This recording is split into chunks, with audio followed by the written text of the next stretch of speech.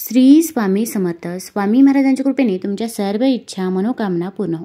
All-rounder या Marathi YouTube चॅनलवर तुमचं मनापासून स्वागत आहे. आता येत्या गुरुवारी आहे आषाढ अमावस्या, दीप अमावस्या, तसेच याच अमावस्येला गटारी अमावस्या देखील म्हटलं जातं आणि याच दिवशी गुरुपुष्यामृत योग देखील जुळून आलेला आहे. आता या दिवशी जर आपण काही उपाय केले, काही सेवा केल्या तर त्याचे खूप म्हणजे खूप आपल्याला पुण्यफळ हे प्राप्त होत असतं. तसेच आपण जे काही उपाय करतो तर ते देखील प्रभावी ठरत असतात. पण या दिवशी जर आपल्याकडून काही चुका झाल्या तर त्याचे दुष्परिणाम देखील आपल्याला भोगावे लागतात. भरपूर वेळा आपल्याला काही गोष्टी या माहीत नसतात आणि आपल्याकडून या चुका होऊन जातात. अगदी आपण जाणून बुजून या चुका करत नाही, पण मग आपल्याकडून या चुका झाल्यावर आपल्याला पूजेचे पाहिजे तसे फळ हे मिळत नाही. मग आपण म्हणतो की मी पूजा केली, सेवा केली, तरी पण मला त्याचे फळ का मिळाले नाही, उलट मला त्याचे दुष्परिणामच हे भोगावे लागले. मग या दिवशी कोणते उपाय करावे, कोणत्या सेवा कराव्या, तसेच या दिवशी कोणत्या भाज्यांचे सेवन चुकूनही करायचे नाही. आपल्या घरामध्ये अशा काही वस्तू आहे की ज्या चुकूनही कुणाला द्यायच्या नाही. आता गुरुपुष्यामृत योग देखील याच दिवशी आलेला आहे. मग या दिवशी नक्की आपण घरामध्ये काही वस्तू खरेदी करून आणायच्या आहे की नाही याच्याबद्दलची माहिती मी आज तुम्हाला या व्हिडिओमधून देणार आहे. तत्पूर्वी तुम्ही ऑलराऊंडर या चॅनलवरती नवीन असाल तर चॅनल लाईक करा व सबस्क्राईब देखील करा. तसेच कमेंटमध्ये श्री स्वामी समर्थ किंवा ओम पितृदेवताय नमः किंवा हर हर महादेव लिहायला विसरू नका, जेणेकरून आपल्याला देखील भगवान भोलेनाथांचा आशीर्वाद हा प्राप्त होईल. तसेच शेजारील नोटिफिकेशन बेल देखील प्रेस करा, जेणेकरून मी जेव्हा पण व्हिडिओ बनवेल तो व्हिडिओ तुम्हाला अगोदर दिसेल. आता खूप महिला व पुरुषांना प्रश्न पडला आहे की गुरुपुष्यामृत योग आहे आणि या दिवशी काही खरेदी केले तर आपले सोन्यासारखे दिवस येतात किंवा आपण जी काही वस्तू खरेदी करतो तर तिच्यामध्ये वृद्धी होत असते. मग सोने खरेदी करू शकता किंवा इतरही घरातल्या काही गोष्टी असतील जसे की मीठ, पिवळी मोहरी, धने किंवा माता लक्ष्मीला प्रिय असणारी कवडी.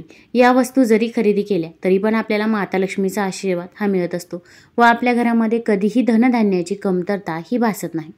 पण आता या दिवशी अमावस्या आहे. मग या दिवशी आपण नक्की आपल्याला खरेदी करायचं असेल तर आपण नक्की केव्हा खरेदी करावं, तर अमावस्या ही 24 तारखेला उदय तिथीनुसार आहे आणि गुरुपुष्यामृत योगचा शुभ मुहूर्त हा सायंकाळी 4:45 वाजता आहे. म्हणजेच गुरुवारी 24 तारखेला सायंकाळी 4:45 नंतर तुम्ही कोणतीही वस्तू खरेदी करू शकता.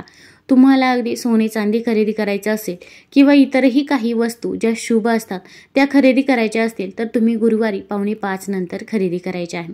त्या अगोदर चुकूनही खरेदी करायच्या नाही, याची आपण काळजी घ्यायची आहे. आता या दिवशी आपण आपल्या घरामध्ये अशा काही वस्तू आहे की ज्या चुकूनही आणायची नाही. तर घराची स्वच्छता करण्यासाठी झाडू वा केरसुनी सर्रास वापरली जाते. समुद्रमंथनातून जी रत्ने बाहेर पडली त्यासोबत अलक्ष्मीही आली. केरसुनी आणि कावळा ही तिची चिन्हे आहे. गाढव हे तिचे वाहन असते. लक्ष्मीपूजनाच्या दिवशी अलक्ष्मी निस्सारण केले जाते. अलक्ष्मी ही अशुभाची, दुर्भाग्याची, अपयशाची देवता मानतात. अलक्ष्मी घरात येऊ नये म्हणून लक्ष्मीपूजनच्या दिवशी झाडूची पूजा करण्याची प्रथा पडली आहे. अमावस्येला लक्ष्मी देवीचे पूजन केले जात असल्यामुळे या दिवशी घरात नवीन झाडू वा केरसुनी आणू नये असे सांगितले जाते. या दिवशी केरसुनी घरी आणल्यास आपल्यावरती देवी लक्ष्मी ही नाराज होते. तिचा नकारात्मक परिणाम हा आपल्यावरती होतो.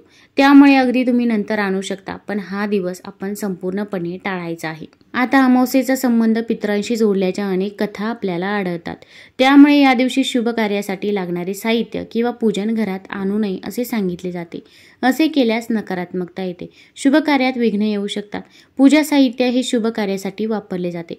अमावस्येच्या दिवशी जी काही पूजा करायची आहे त्याचे साहित्य देखील अगोदरच आणून ठेवायचे आहे किंवा गुरुपुष्यामृतला जर आपण काही पूजा करायची आहे तर ते साहित्य तुम्ही अगोदर आणून ठेवू शकता. तसेच गुरुपुष्यामृतच्या दिवशी काही वस्तू खरेदी करायच्या असतील तर ते तुम्ही अगदी सायंकाळी 4:45 नंतर खरेदी करू शकता. तसेच विवाह असेल, विवाहासाठी काही खरेदी करायची असेल तर ती देखील आपण या दिवशी करायची नाही.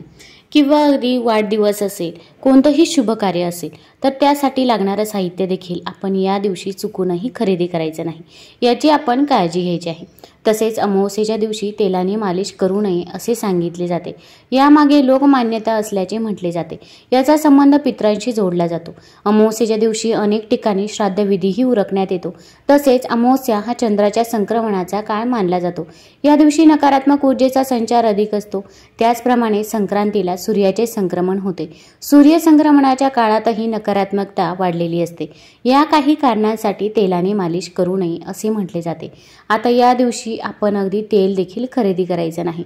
आपल्याला जर लागत असेल तर आपण अगोदरच खरेदी करून ठेवावं किंवा नंतर देखील खरेदी करू शकता, पण हा दिवस आपण टाळायचा आहे। तसेच अमावस्येच्या दिवशी कणिक धान्य आणू नये असे मानले जाते। तसेच धनधान्य यांचा संबंध लक्ष्मी देवीशी आहे, यामुळे पितृदोष लागू शकतो। अमावस्येच्या दिवशी कणिक किंवा धान्य आणल्यास त्याचा लाभ आपल्याला मिळत नाही। अमावस्येला पितरांचे श्राद्धविधी करतात, त्यामुळे या दिवशी कणिक किंवा धान्य विकत आणू नये। त्याआधी वा नंतर आणले तर चालते, पण हा दिवस आपण संपूर्णपणे टाळायचा आहे। आता या दिवशी आपण अशा काही वस्तू आहे की ज्या चुकूनही खरेदी करायच्या नाही। आता गुरुपुष्यामृत योग आहे म्हटल्यावर काही जण सोने चांदी खरेदी करतात, तसेच अगदी सैंधव मीठ, पिवळी मोहरी, धने ह्या गोष्टी देखील खरेदी केल्या जातात।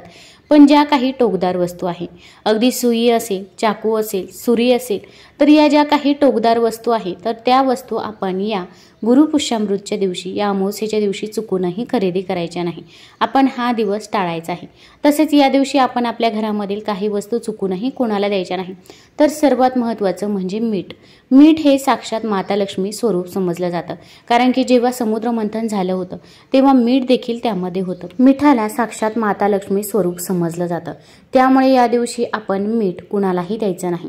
अगदी शेजारची व्यक्ती असो किंवा कितीही कोणी जवळची व्यक्ती असो, तर त्या व्यक्तीने मीठ मागितलं तर आपण या दिवशी मीठ चुकूनही कुणाला देऊ नये। ज्या काही सफेद स्वरूपामधील वस्तू असतात तर त्या माता लक्ष्मी स्वरूप असतात।